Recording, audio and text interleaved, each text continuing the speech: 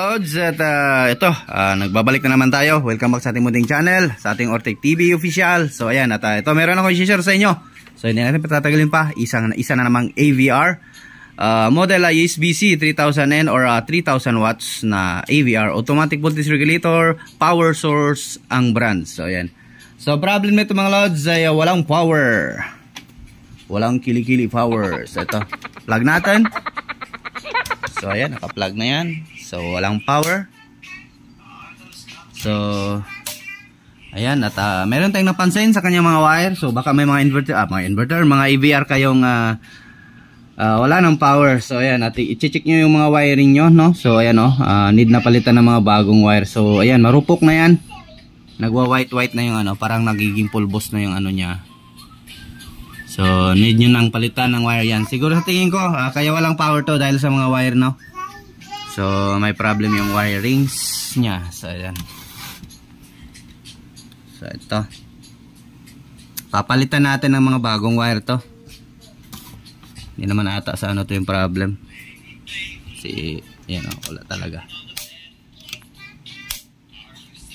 So ito, at bago natin ito simulan mga Lods, ay baka hindi ka pa nakasubscribe dyan, ipasubscribe po at pag-hit ng notification bell at ilagay sa all para laging updated. So continue tayo, tatanggalin natin itong front panel at pati yung sa back or itong pinaka transformer para ma-check natin yung mga wirings nya. So ayan, continue lang tayo.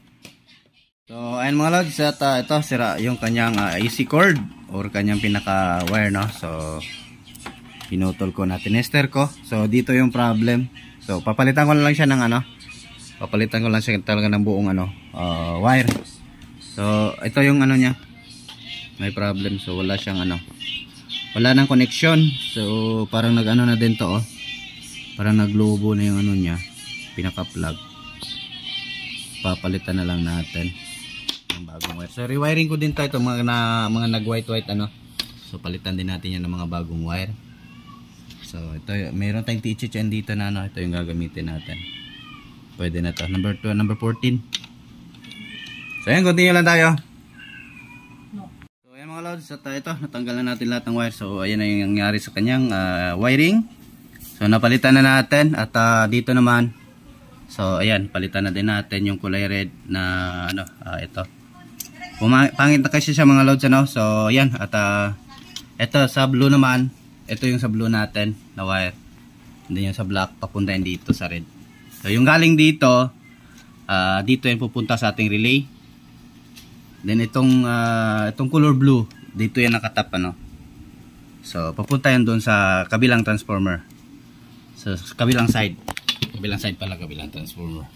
So dyan, sa kabilang side. So tatap na lang natin to dyan.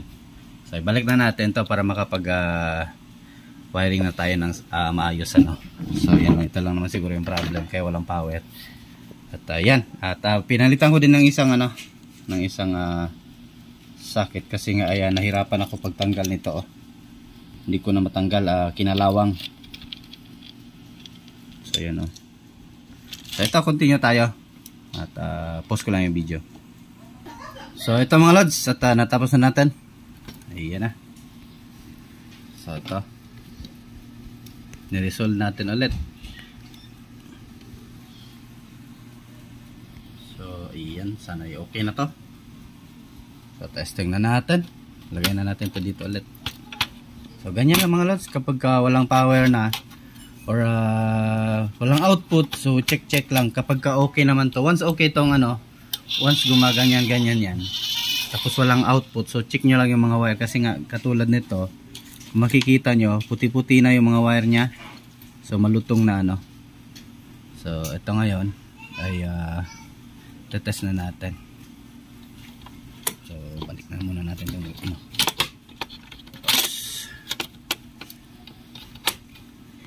So ayan mga Lods, at ito naibalik na natin. So ayan na natin.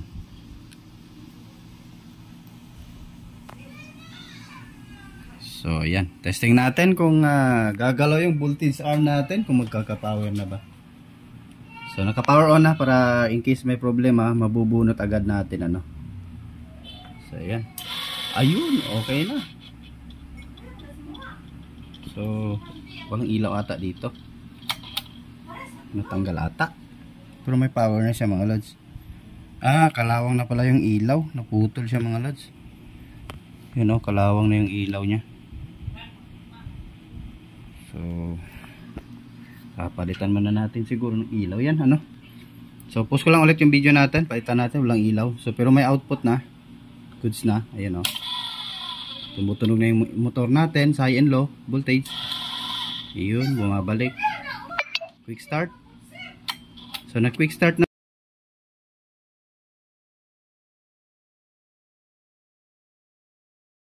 So mga lods, napalitan na natin ang ilaw. So ayan o, yung ilaw nya, kinalawang na yung mga paa. Ayun o. So testing natin kung may ilaw na. Ayun, meron na. Then quick start. Uy, yung green hindi umilaw. Tanggal kaya? Okay naman yung ano ko. So wait lang, check ko lang saglit. So baliktad pala yung pagkalagay ko mga lods ng ano. So ayan, umilaw na yung green. Ayan o. Patayin natin yung flash. So yun. Sa ano pala, yung negative, yung galing dito na ano, so, galing na wire ay papunta pala yan dito sa ano, sa ilaw natin. So yung red, yung may resistor mga lods, ano. So may kuryente na yan. So ayan o, patayin natin. Yan, yung pula yung umilaw. Mapupokus. So kapag quick start, yung green. So ayan, okay na. So basta ano, kapag ka nabalian kayo mga lods. So yung may resistor, yung po yung sa may pula na ano, no. Ano, hindi ko lang ano, wait lang. Yung may ano pala, yung itong ano, itong may resistor sa kulay green pala yan, ano, sa green na ilaw. So tinester ko siya. Ay umilaw siya sa ano, sa tester natin. Kulay green pala yan siya. Tester natin ulit. So baka na mayroon kayo dyan, naputulan kayo ng ano, no. Yan o, umilaw yung green natin. Sa green pala ito, itong may resistor. So ayan. Baka ganito din kasi problem sa mga ibang EBR na kinalawang na yung ilaw. So hindi na natin alam kung saang pin ang ilagay, ano. So yung may resistor yan, yung sa kulay green. So yung basta itong sa gitna, always negative yan, ano. So negative yan siya. Ito dito galing na ano. Kung wala putol doon, kasi ito diyan oh, diyan siya nakalagay na ano. Yung kulay blue na yan oh. Yan, yang nagsama tatlo na wire. Dalawang blue at saka isang yellow. Yan yung sa negative, ano. So pupunta dito, itong kulay blue na wire medyo malaki. Ito na yan siya. Ayan. So yan yung sa ground. Then itong isang kulay black ay ito. Ito dito sa ilalim ng ating ito. Ayan, ayun makita. Yan o parang ito na pins ay ito. Yan yung sa kulay black. Yan yung sa red natin, kulay red na color, ano. So ayan. Sana ay may na-share ko sa inyo idea. Balik na natin at nang ma-final test na natin to. At maisara na natin, continue tayo sa ibang repair. So ayan, at kung post ko lang yung video, balik ko na ulit. So ayan, tapos na natin. Ibalik. Saksak na. So ayan, umilaw na. Ayun. Then quick start natin. Ayun oh, merong kulay green na ilaw. So working good na. So tester natin kung may output na to sa ano, sa kanyang relay. Dito sa pinaka ano natin. So ito. Halagay natin dito. Stand man yan. So yan. Dito na tayo mag-tester kasi mahirap doon sa likod. So 204. Magalaw ata yung ano dito 113. So need natin pa i-adjust. My god. Adjust na naman natin yung trimmer. Ito. At mag-adjust na tayo mga lods. Plug natin yung ano natin. Third power. Yun. Quick start natin. Yan, meron tayong voltahe. So ingat lang kasi may kuryente yan. So iwasan nyo lang ito mga lods, kasi may kuryente yan ano. So dapat professional lang yung gagawa sa pag-a-adjust. Sana yung pang-adjust natin. So ayan, adjust tayo. Lapin natin konti. So itong ano lang, trimmer mga lods ano. So konting pihit lang. Ayun, nagbago na yung ano natin. Pumurong na yung ating yung ating ano, pinaka voltage arm.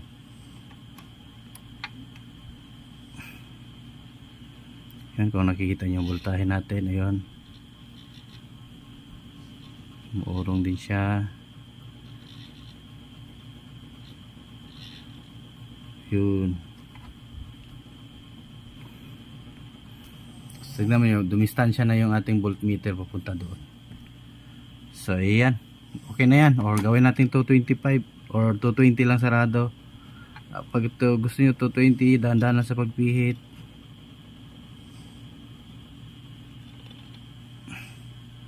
Ayun, pwede na yan. So ganyan lang mga lods sa pag-adjust.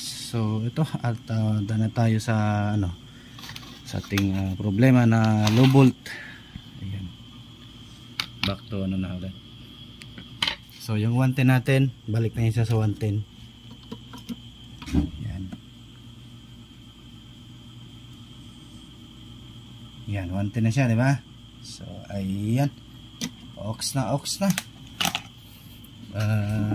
Rewiring at saka ano, ito bukas natin ito testing sa ano, sa mag-testing natin ito sa mabigat na load kung hindi ba magsi-shutdown ano. So ayan, ito balik na natin. So yan lang may share ko sa inyo mga lods ano. So hindi natin pababain yung masyadong video natin kasi doon naman na tayo.